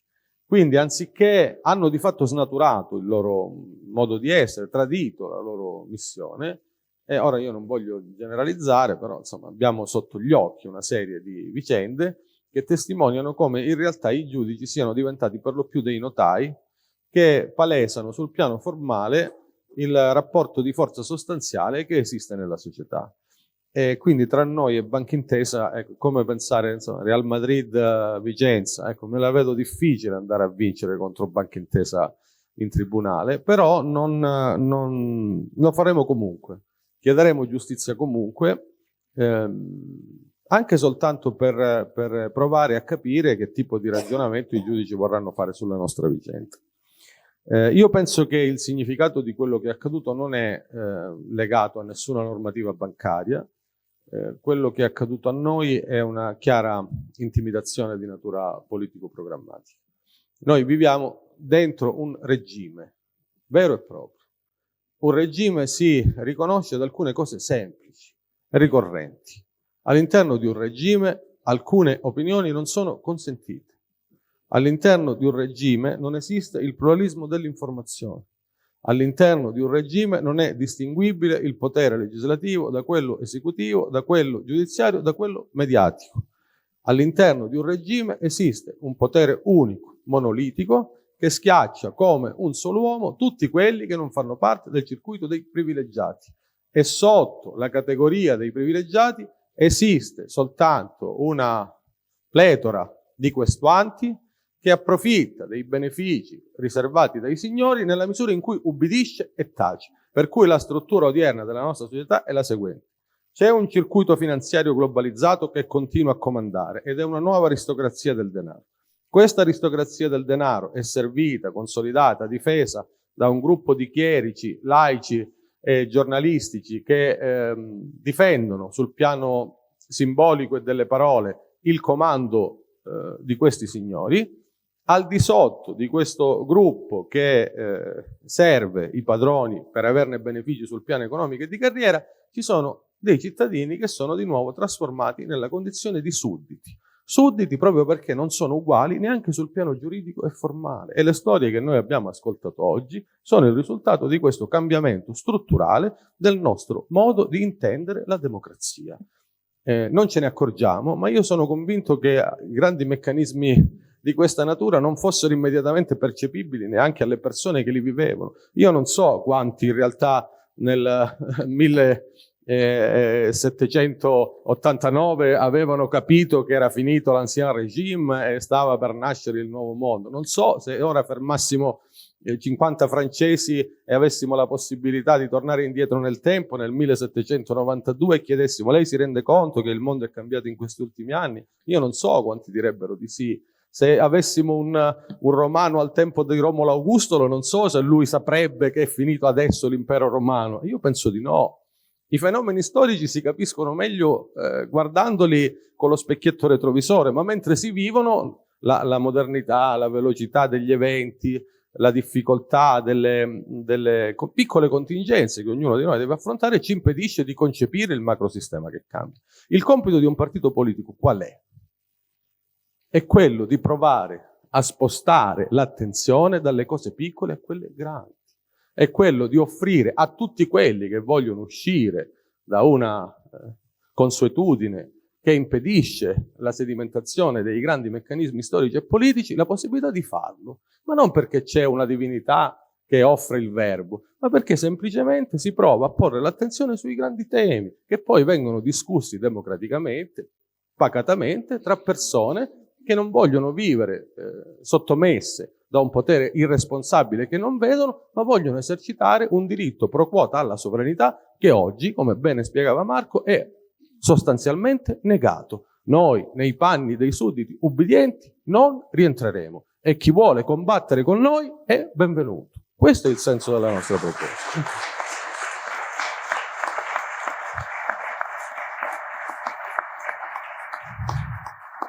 Rispetto alla questione del Veneto, io vorrei spendere qualche parola proprio per parlare di questa importante regione, perché questa importante regione è paradigmatica rispetto alla battaglia che noi stiamo facendo. Questa è una regione che è amministrata da molti anni da un signore che gode di un consenso, ha goduto perlomeno di un consenso elevato. Un governatore dai modi eleganti, no? Sembra insomma un viver, ecco, uno che sembra insomma avere una capacità di fascinazione, ecco, diciamo così, e che è espressione in teoria di un partito che si pone sul piano nazionale come rivoluzionario. Per cui se fosse vera la storia che i leghisti hanno costruito, noi dovremmo avere proprio nel Veneto l'avamposto di una rivoluzione che indica la strada all'Italia tutta, perché il Veneto è in teoria la roccaforte principale di un partito che continua a crescere circuendo gli italiani intorno a parole d'ordine che anche noi in teoria sposiamo. Chi di voi è contrario alla sovranità del nostro paese? Chi di voi vuole continuare a prendere ordini da von der Leyen o da Madame Lagarde? Chi di voi vuole andare a morire per Zelensky e per la sua banda di malfattori? Nessuno. Nessuno, credo. Eppure, qual è in realtà la politica sostanziale che il governatore Zaia mette in piedi nel confronto con il potere reale?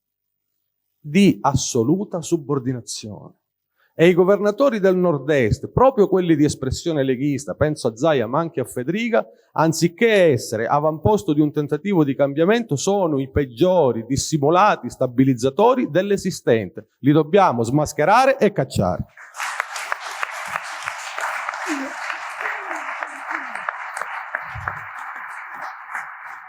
Se Zaia vuole fare insieme a Giorgetti e a Fedriga il servo dei grembiulini, lo dica a viso aperto e si faccia votare dai suoi fratelli. La smetta di stare dentro un partito che fa la mattina con Vannacci il rivoluzionario da salotto e la sera si siede nei localini che contano per definire strategie antipopolari. Dobbiamo impedire a questa gente di giocare su troppi tavoli e dobbiamo farlo partendo da qui, dal Veneto. Per questo vi invito a prepararvi, proprio in vista delle prossime elezioni regionali che ci devono vedere protagonisti. Noi non dobbiamo avere paura del risultato elettorale. Tante volte alcuni amici mi dicono ma noi rischiamo di rimanere sotto l'uno, rischiamo di fare grandi sacrifici, grandi sforzi che poi non vengono ricompensati sul piano meramente elettorale. Io provo a ribaltare la prospettiva. Ma se noi domani facessimo d'emblée una lista per il Veneto, senza soldi, senza portatori di voti, senza portatori di interessi, senza le strutture che tengono in piedi sul piano degli interessi materiali questa regione, e riuscissimo improvvisamente a prendere il 30, il 40%, no? Si tratterebbe di qualcosa di impossibile, ci sarebbe un trucco, non è possibile. I partiti che nascono dall'oggi al domani, che cavalcano parole incendiarie e riescono immediatamente ad arrivare in doppia cifra, sono maschere costruite negli stessi sgabuzzini del potere che dicono di voler combattere. Una crescita sana è una crescita lenta. Tu non puoi vedere un nipotino di 1 anno e dopo 6 mesi vederlo all'università. Deve passare dall'asilo, deve fare la scuola materna, deve avere la pazienza di vederlo crescere. Un partito politico è la stessa cosa. Se noi crescessimo con gli estrogeni dall'oggi al domani, finiremmo per rivelarci essere un altro Movimento 5 Stelle. Un gruppo di traditori buono per parcheggiare il dissenso.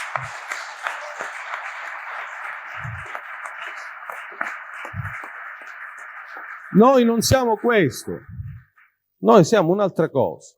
Noi teniamo più alla nostra libertà, alla nostra dignità, che non a finire in Parlamento, a vivere una vita di agi, sapendo però di dover rimanere silenti nei confronti di chi ha costruito nascostamente le nostre carriere. Vivere da uomini liberi è faticoso. Vivere da persone che non si fanno eterodirigere è faticoso. Poter dire di no a chiunque è una scelta di vita.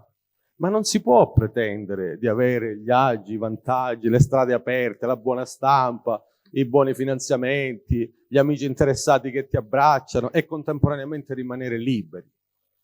E se si sceglie di farsi trasformare dal mago nero, in carrozza, cos'era? La zucca, da zucca in carrozza, evidentemente è possibile anche il processo inverso. Chi ti ha trasformato in un secondo da zucca in carrozza ti può riportare alla zucca di prima. Chi invece non vuole vivere da burattino, ma come la favola di Pinocchio vuole diventare un bambino vero, e un bambino vero significa in grado di scegliere liberamente cosa fare, non un burattino di legno mosso dall'esterno, deve armarsi di santa pazienza e andare incontro a pericoli, diffamazioni, calunnie e colpi bassi. Quando vedrete la stampa lodare quotidianamente me e Rizzo, fatevi qualche domanda. Vorrà dire che c'è qualcosa che non va.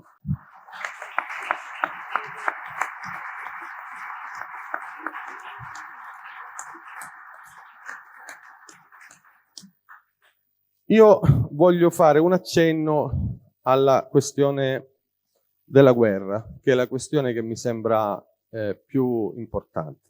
Marco prima diceva una cosa corretta, diceva le categorie politiche sono saltate. Io cosa ho a che fare con uno che insomma oggi è più esperto nel trafficare armi come D'Alema, o in uno che ruba profumi negli aeroporti come Fassino? Cioè, cosa ha Marco Rizzo da spartire con questa gente, no? È chiaro che cosa potrebbe fare, no? Se fosse come loro farebbero in treno a banda bassotti, ma siccome è una persona per bene sta qui con noi. Ma cosa ha da spartire con quella storia, con quella gente? Nulla. Cosa potrebbe fare Marco con Soumahoro? Fare cosa? Andare con gli stivali a zappare? Ecco, può andare a zappare da solo, non ha bisogno di lui. Cosa dovrebbe fare, non so, con Pina Picerno, con Carlo Calenda, che vorrebbe fondare la brigata Parioli, pronto a combattere in Ucraina, armato di cravatta e di papillon?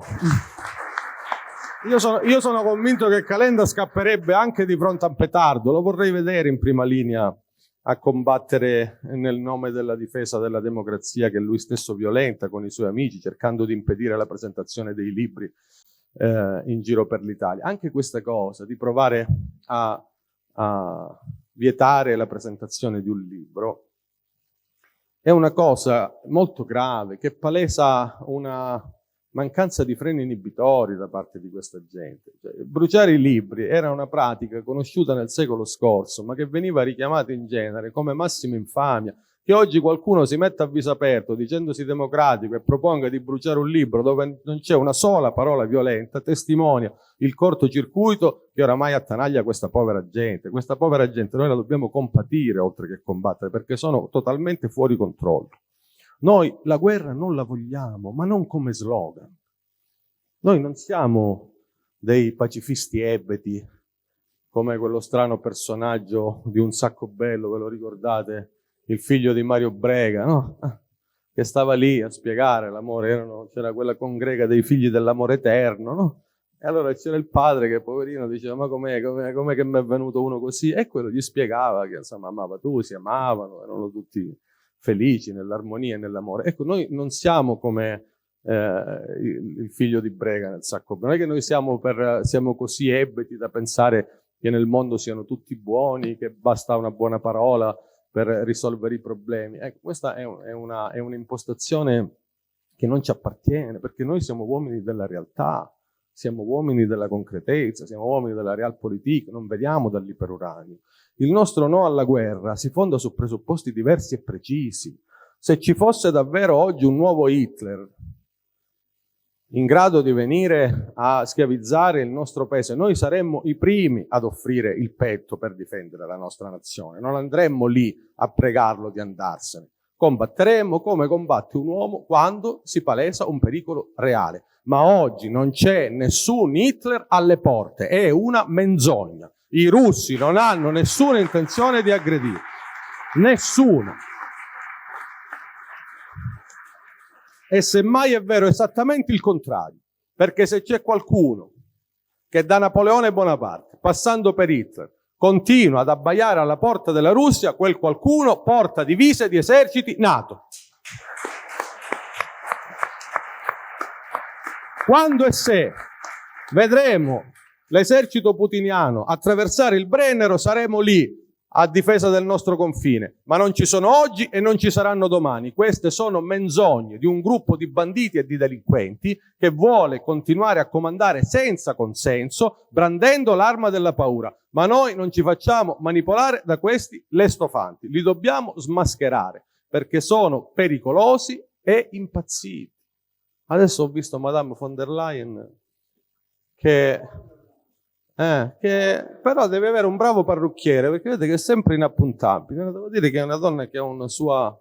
si vede che ci tiene ad essere sempre precisa. È meno interessante quando apre la bocca, perché quando apre la bocca dice sempre una serie di stupidaggini.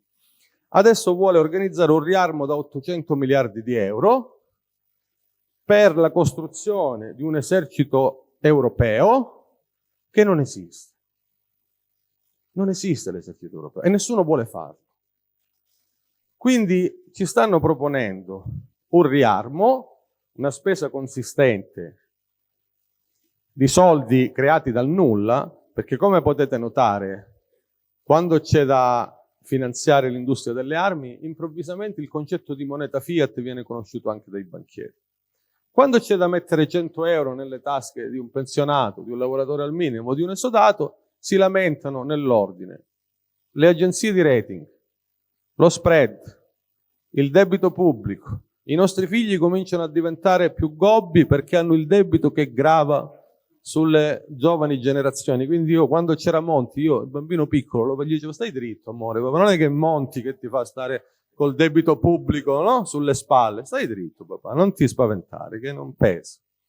Non conta quando c'è da armare l'industria come Leonardo o le altre industrie tedesche, lì non si spaventa nessuno. Ai mercati va bene, alle agenzie di rating va bene, ai banchieri va bene, al capo di Banca d'Italia va bene, non c'è il rischio di dissesto finanziario, non ci sono titoloni tipo Sole 24 Ore, fate presto, non siamo sull'orlo del baratro, non c'è nulla. Scommettiamo che però se domani mettessimo 20 euro nelle tasche di un muratore, tutti questi mostri si paleserebbero immediatamente per dire che l'Italia è sull'orlo del default. No? Se domani aumentassero di 8 euro, ma un panino con la mortadella e una Coca-Cola, gli stipendi di 10.000 insegnanti, tutti questi mostri che ora sono nascosti sotto il grembiule di Draghi uscirebbero all'improvviso. E alcuni poveri scemi gli darebbero ragione. Ma non sono, forse sono ingiusto nel dire scemi, non sono scemi, sono manipolati. Vivono dentro la caverna di Platone, vedono le ombre, si convincono delle poche parole che ascoltano, veicolate da un mainstream velenoso, e paradossalmente sono quelli che si sentono colti, più ignoranti di chi non sa. Perché chi non legge, chi non ascolta questi mostri velenosi, a livello intuitivo, sulla base di una intelligenza intuitiva, riconosce la malvagità di quello che si pone come un grande professore scienziato, ne riconosce la cattiveria, magari non sa contrastarlo sul piano retorico perché non ha gli strumenti culturali per demistificare e denunciare pubblicamente la cattiveria di chi parla, ma il livello istintuale, l'uomo non colto ma intelligente, riconosce la falsità del racconto costruito. Sono quelle classi che si reputano istruite, che invece, non avendo intelligenza ma pseudocultura, introiettano un discorso sbagliato e fanno cassa di risonanza, sentendosi dalla parte di chi è colto.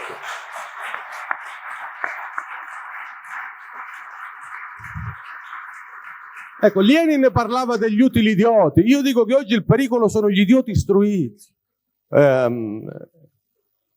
utilizzando questa ottima immagine. Voglio chiudere dicendovi una cosa, facendolo in maniera molto sintetica, perché sono discorsi complicati, lunghi, ma avremo modo di rifarli, perché mi auguro di costruire con voi un rapporto che non si ferma. Anche questo è un errore. Noi non dobbiamo vederci occasionalmente in degli incontri che arrivano e poi non perderci. Se qualcuno è qui per curiosità, fa bene a stare oggi e poi è stato bello così.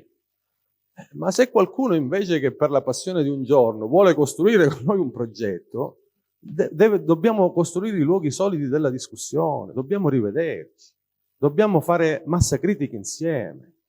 La nostra incapacità di reagire è direttamente proporzionale al livello di atomizzazione della società. Ognuno di noi da solo contro il mostro è nudo.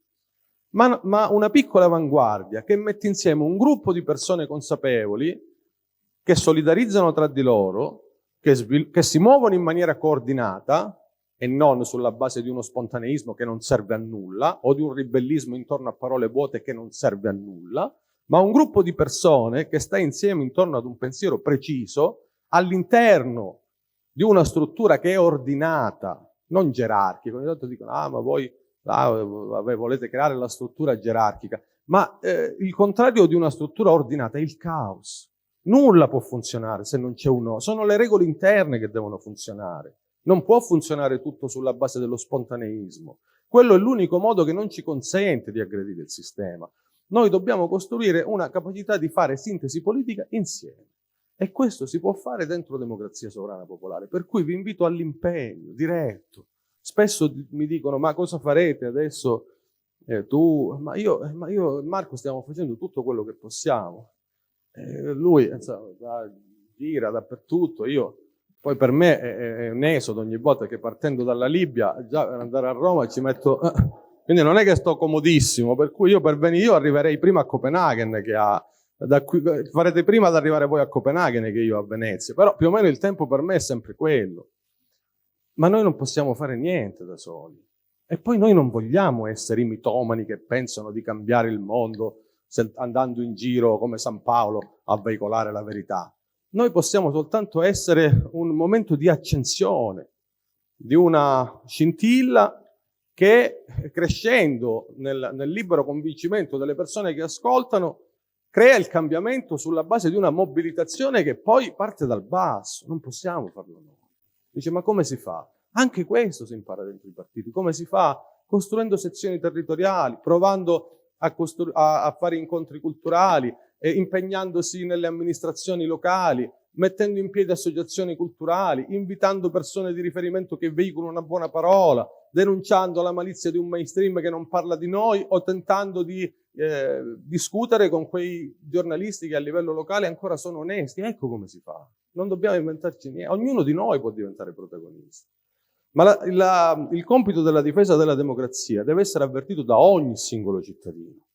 Così come compito sacro di ogni singolo cittadino è difendere la patria, compito sacro di ogni singolo cittadino deve essere quello di difendere la tenuta democratica, perché la romanizzazione del nostro paese è dietro l'angolo. Se noi dovessimo avere un buon risultato a Genova, ci metterebbero un attimo a farci fare la fine di Giorgescu. Stanno già preparando tutti i presupposti per mostrificarci in quel modo, agli occhi di una pubblica opinione che è abituata alla demonizzazione del pensiero disallineato.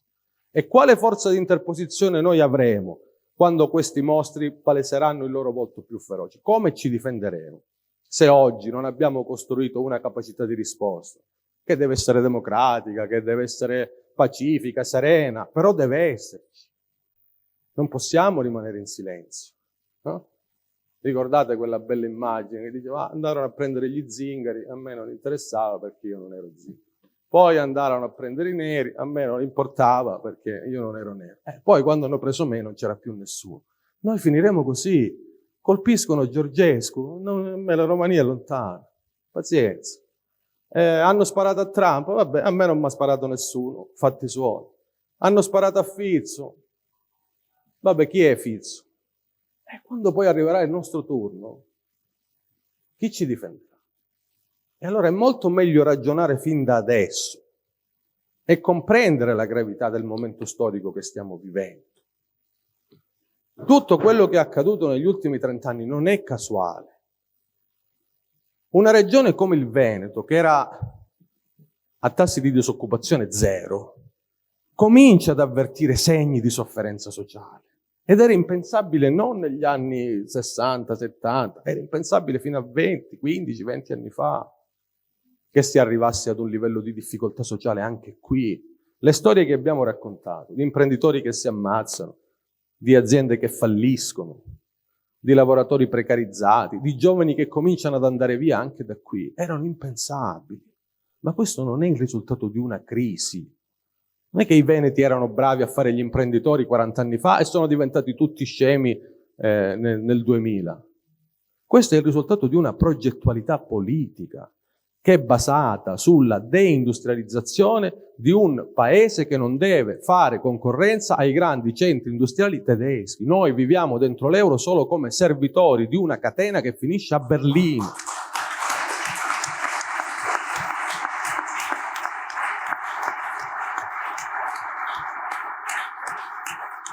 E questo sistema possiamo e dobbiamo romperlo, o perlomeno nessuna partita si può vincere se non si comprende chi è il nemico. Noi potremmo anche perderla. Io non voglio illudere nessuno, non è detto che noi vinceremo per forza. Ci siamo scelti dei nemici con le spalle larghe, diciamo abbastanza organizzati. Diciamo che non ci siamo scelti dei nemici banali. Potremmo anche perderla la partita, ma di sicuro non può mai vincere chi non capisce e non individua il nemico. Noi questo errore non lo faremo. Grazie.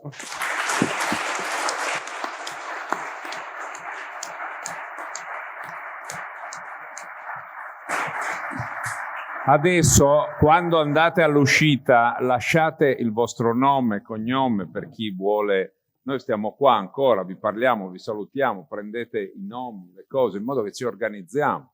Ci sono ormai dei coordinatori provvisori per ogni provincia, laddove non ci siamo costruiamo, vedo qua il mio amico Perino, costruiamo le cose che si devono fare. Dobbiamo lavorare tanto, tanto, tanto, e poi dovete parlare, dovete propagandare le nostre idee. Ci siamo resi conto che le elezioni amministrative, politiche, di ogni tipo servono per costruire. Quindi l'obiettivo non è tanto una sedia, l'obiettivo è poter parlare del nostro progetto. Noi lo sappiamo fare, il problema è avere delle strutture. Strutture vuol dire anche avere dei tesserati, avere degli iscritti, avere delle... andremo verso la fine dell'anno, inizio dell'anno prossimo, con un grande congresso, è chiaro, dove costruiremo. Noi siamo partiti un anno fa all'Ergife, eravamo in 2000, se io vi chiedo di alzate la mano quelli che erano all'Ergife, guardatevi, pochissimi, avevamo 2000 persone lì, chiaramente stiamo allargando la nostra base, le nostre competenze, siamo invitati in vari posti di più, ci stanno invitando, ci chiamano. Adesso l'altro giorno, adesso vi racconto una cosa, poi chiudiamo, noi dobbiamo scappare, ma Francesco resta stasera qua, stasera per la cena, credo ci sarà una cena, però volevo dirvi questo, vi faccio ridere, anzi, vieni qua Angelica, vieni. Così vi rendete conto anche la vita che facciamo, no? Da una parte sono stato invitato, ed è positivo, al Festival dell'Economia a Trento, ed è una roba prestigiosa, ma contemporaneamente, per darvi l'idea, gliel'ho fatto vedere a mia moglie, si è messa a ridere, però lo legge qua, non diciamo chi, però, perché è ancora una novità, però ecco qua. È una roba che devi leggere a tutti, qua ad alta voce. Allora, questa qua è una personalità del mondo dello spettacolo, come vedi, non dire chi è. No. Adesso leggi cosa c'è scritto qua, dal bianco qua. Leggi fuori. Allora, leggo la citazione. Guarda che ti sto facendo chiamare per andare a fare il concorrente sull'Isola dei Famosi. Aspetta. No, è che... Adesso leggi cosa ho scritto. Poi leggi ancora. Non dire che... Vabbè, che condorò io. No, vabbè, vedi qua. Dove? Vedi di rispondere al telefono a una certa Silvia. Vabbè. Allora, senti cosa rispondo io. Amore mio, no. Ti dico già di no. Io voglio fare una rivoluzione, non l'attore. Ti ringrazio comunque. Okay. Chiaro? E questo è quello che gli ho risposto. Quindi, come dire, potete un po' fidarvi di noi, va bene? Grazie, è davvero la nostra forza, siete voi.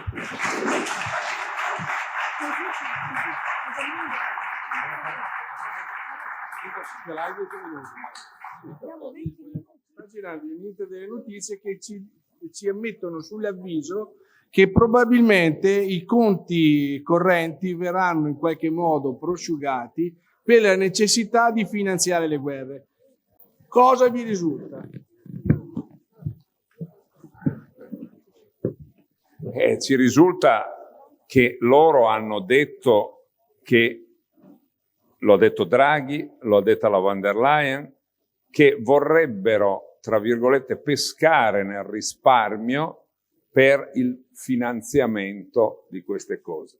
Fate attenzione che spesso io non credo che arriveranno alla vicenda Amato del 92 del blocco dei conti correnti, ma loro sono in grado con l'Unione Europea di compiere delle operazioni che ci tolgono i soldi dalle tasche anche se non vogliamo, come ad esempio, pensate il cappotto termico. Il cappotto termico non ti tolgono i soldi, ti obbligano a farlo. Tanta gente, io la sento, la gente, io col cavolo che faccio il cappotto termico non faccio niente, ma la tua casa non avrà più il certificato per vendere o per affittare. Quindi se venderai o affitterai, dovrai affittare a un prezzo più basso e quindi i soldi te li hanno già levati così. Se invece fai il cappotto termico devi pagare 50-60 mila euro e quindi te li hanno tolti lo stesso. Il problema è che l'Unione Europea, per questo spendono tanti soldi, hanno dato 1 milione a Benigni per dire quelle cose sull'Unione Europea. L'Unione Europea è un cancro. Oggi che gli Stati Uniti e la Russia fanno la pace, noi dobbiamo avere un rapporto di un'Italia indipendente, neutrale, che commercia con gli Stati Uniti, con la Russia, con tutti i paesi europei, con l'India, la Cina, il Brasile, il Sudafrica, con tutto il mondo. L'Italia deve essere indipendente. Dobbiamo riavere la nostra sovranità.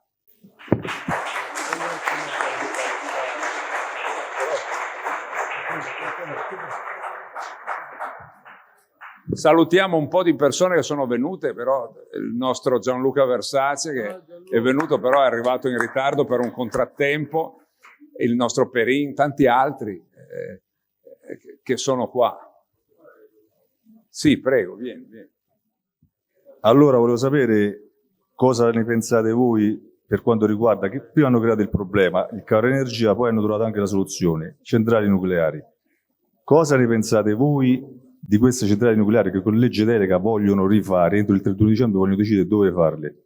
Poi un'altra cosa, voi secondo me state dando poca enfasi al discorso della digitalizzazione e dell'euro digitale, perché se fanno quello noi non diventiamo manco sudditi, diventiamo schiavi. Secondo me dovreste battere un po' più su questo tasto. Grazie. Allora, come vedete, ci fanno le domande su tutto, no? Ed è giusto che sia così. Noi stiamo costruendo una linea politica che darà risposte ad ogni cosa. Però vorremmo costruirla, per questo dicevo faremo un grande congresso a cavallo della fine dell'anno, daremo una risposta dove non siamo io e lui che ci mettiamo in un angolo e decidiamo. Allora, l'euro digitale si fa così. Noi vorremmo costruire queste cose con voi. Per questo, se voi notate, cominciamo a portare assieme a noi delle persone come Belluco, come altri, che hanno delle specificità. Adesso se tu mi chiedi sulla energia nucleare, io non so una mazza, nel senso che se tu mi dici l'energia nucleare oggi, i politici non sanno nulla di questo. Si parla di un nucleare pulito, ma quando arriverà e su cosa? E noi nell'approvvigionamento energetico come siamo messi? Noi prendevamo il gas a basso costo dalla Russia, punto. Adesso compriamo il gas russo, lo paghiamo di più. È una triangolazione con l'Algeria e la Tunisia. Prendiamo il gas americano, quello solido, che quando parte costa 1, quando arriva costa 4. Un disastro. Quindi, ad esempio, la prima cosa che direi da fare è quello di ripristinare l'approvvigionamento del gas russo, che ci costerebbe nulla, no? E di farlo in accordo con gli Stati Uniti d'America, perché si stanno mettendo d'accordo su quello. Addirittura parlano di ripristinare il secondo canale del Nord Stream. Il Nord Stream è stato fatto saltare dagli americani, è un atto di guerra degli americani, di Biden, contro la Germania. È chiaro, no? È la stessa roba, l'euro digitale. Sai, il tema, noi siamo per tornare alla lira. Se abbiamo una, questo te lo possiamo dire, se vogliamo una Banca d'Italia vera, non più privata, vogliamo una banca centrale italiana e vogliamo la nostra lira. Sì. Chiaramente questi sono passaggi che non è che si possono fare dalla mattina al domani, ma come avete visto ci sono dei momenti della storia, pensate agli Stati Uniti, che non è che ci hanno messo tanto a cambiare, Noi se si può cambiare ci siamo pronti. Il problema è che abbiamo bisogno di voi, perché senza di voi non facciamo niente. È chiaro? L'ultima domanda, via. Una volta che eliminino il contante, una volta che l'euro di questa moneta è programmabile, è scritto in un database che è cifrato, con quali tecniche molto difficilmente attaccabili, uno dice una cosa che non piace a chi comanda, basta. Il suo denaro non esiste più. Ma è esattamente così, però voi dovete conoscere un po' i meccanismi della storia. Cioè il tema, si parlava di banche, di Stato di diritto, di euro, di cose del genere. È chiaro che tutto è governato da una cosa che si chiamano rapporti di forza. Cioè, pensate che il diritto internazionale c'è? Assolutamente. Esiste il diritto internazionale? No, perché in Romania, no? Tolgono la vittoria delle elezioni a uno e non all'altro. Cos'è questo? È il diritto internazionale? No. Netanyahu fa 100 volte rispetto a Putin, eppure sembra che non faccia niente, e Putin sembra il diavolo, no? Nella guerra. Perché? Perché l'informazione ce l'hanno in mano loro. Ma dipende, lo Stato di diritto in Italia esiste? Glielo chiediamo a Baldo, esiste lo Stato di diritto in Italia? No. No, esistono i rapporti di forza, ma è per questo che siamo qua. Cioè, se noi adesso siamo qua così, vi faccio un esempio. Se noi a Milano, invece di essere 1000, siamo 10.000, il rapporto di forza cambia, lo capite? Se invece di essere 10.000 siamo 15.000, cambia. E se continuano, abbiamo fatto Roma, facciamo Milano, poi andiamo a Napoli. E se a Napoli siamo 100.000, cambia il rapporto di forza. Questo, e poi devono vedere la gente in carne ed ossa. Dovete essere disponibili, perché io sento tanta gente arrabbiata, no? Poi mi dicono, quanti ci hanno telefonato oggi dal Veneto? No, non posso, c'è la comunione, no, non posso, c'è mio zio, c'è mia mamma, c'è mia nonna. Questi qua possiamo contare su questi? Cioè, noi siamo i più scemi. Questo parte da Gioia Tauro, dalla Libia, no? E si fa tutto il giro. C'è gente che mi dice, a Milano, no, quando venite a Pavia? Gli faccio, ma da Pavia a Milano è mezz'ora. Se non alzano il culo per mezz'ora, possiamo fare la rivoluzione per questi qua? No, dipende da voi. Noi ci siamo. Dipende proprio solo da voi.